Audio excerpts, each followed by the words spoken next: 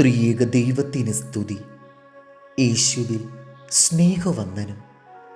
ജീവിക്കുവാൻ വേണ്ടി ജീവിക്കുന്നവരുണ്ട്.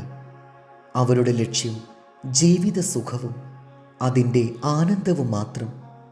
ചിലർ ആശയങ്ങൾക്കു വേണ്ടി ജീവിക്കുന്നു. അടിസ്ഥാന പ്രമാണങ്ങൾ അവരുടെ ജീവിതത്തിനുണ്ട്.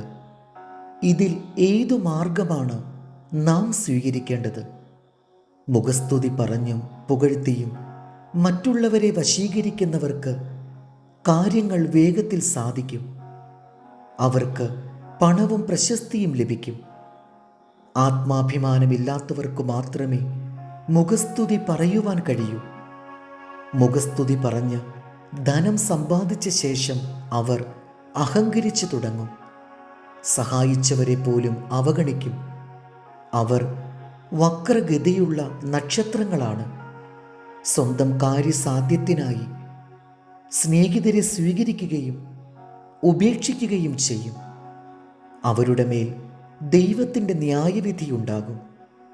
ആശയങ്ങൾക്കും അടിസ്ഥാന പ്രമാണങ്ങൾക്കും വേണ്ടി ജീവിക്കുവാനാണ് ദൈവം നമ്മെ വിളിക്കുന്നത്.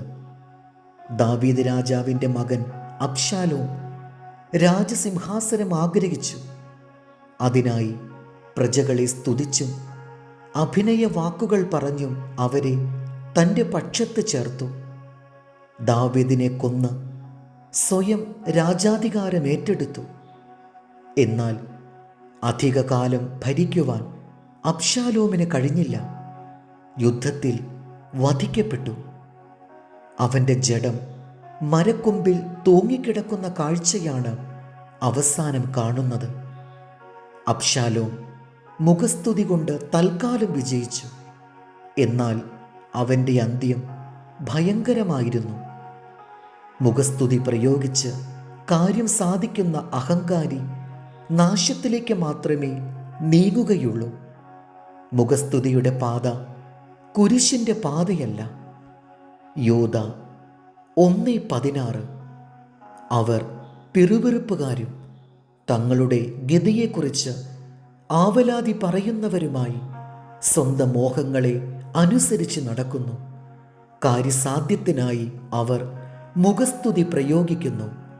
നിങ്ങളോ നിങ്ങൾക്ക് തന്നെ ആത്മീക വർധന വരുത്തിയും പരിശുദ്ധാത്മാവിൽ പ്രാർത്ഥിച്ചും നിത്യജീവനായിട്ട് നമ്മുടെ കർത്താവായ യേശുക്രിസ്തുവിൻ്റെ കരുണയ്ക്കായി കാത്തിരുന്നും കൊണ്ട് ദൈവസ്നേഹത്തിൽ നിങ്ങളെ തന്നെ സൂക്ഷിച്ചുകൊള്ളുവിൻ. ദൈവം നമ്മെ അനുഗ്രഹിക്കട്ടെ. കർത്താവിൽ എളിയ ശുശ്രൂഷകൻ ഈരാളിലച്ചൻ.